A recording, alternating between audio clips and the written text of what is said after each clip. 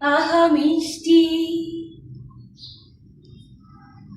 আহা মিষ্টি, কি যে মিষ্টি, আহা মিষ্টি সকাল।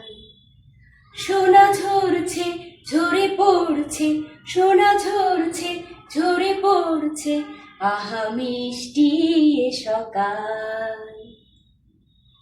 সত্যি আজকের সকালটা খুব মিষ্টি একটা সকাল।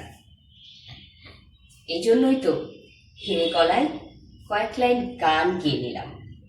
কেমন হয়েছে? এই দেখো, এই মিষ্টির কথা শুনে আমার লাইফের একটা মজার ঘটনার কথা মনে পড়ে গেল।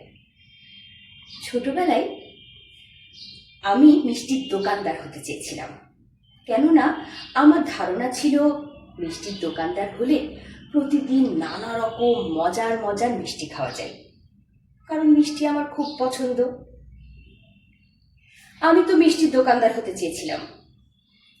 আচ্ছা, এখন চলো তাহলে শুনি নীরেন্দ্রনাথ চক্রবর্তীর অমলকান্তি কি হতে চেয়েছিল। অমলকান্তি আমার বন্ধু, স্কুলে আমরা একসঙ্গে পড়তাম। রোজ দেরি করে ক্লাসে আসতো, পড়া পারত না। শব্দরূপ জিজ্ঞেস করলে এমন অবাক হয়ে জানালার দিকে তাকিয়ে থাকতো যে দেখে ভারী কষ্ট হতো আমাদের। আমরা কেউ মাস্টার হতে চেয়েছিলাম, কেউ ডাক্তার, কেউ উকিল। অমলকান্তি সেসব কিছুই হতে চায়নি। সে রোদ্দুর হতে চেয়েছিল।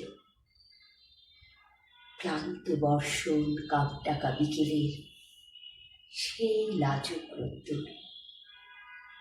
জাম আর জামরুলের পাতায় যা কিনা অল্প একটু হাসির মতন লেগে থাকে। আমরা কেউ মাস্টার হয়েছি, কেউ ডাক্তার, কেউ উকিল। অমলকান্তি রোদ্দুর হতে পারেনি।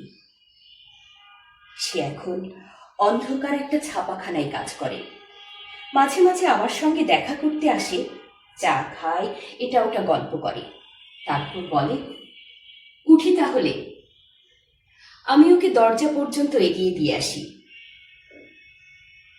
আমাদের মধ্যে এখন যে মাস্টারি করে অনায়াসে সে ডাক্তার হতে পারত। যে ডাক্তার হতে চেয়েছিল, উকিল হলে তার এমন কিছু ক্ষতি হতো না।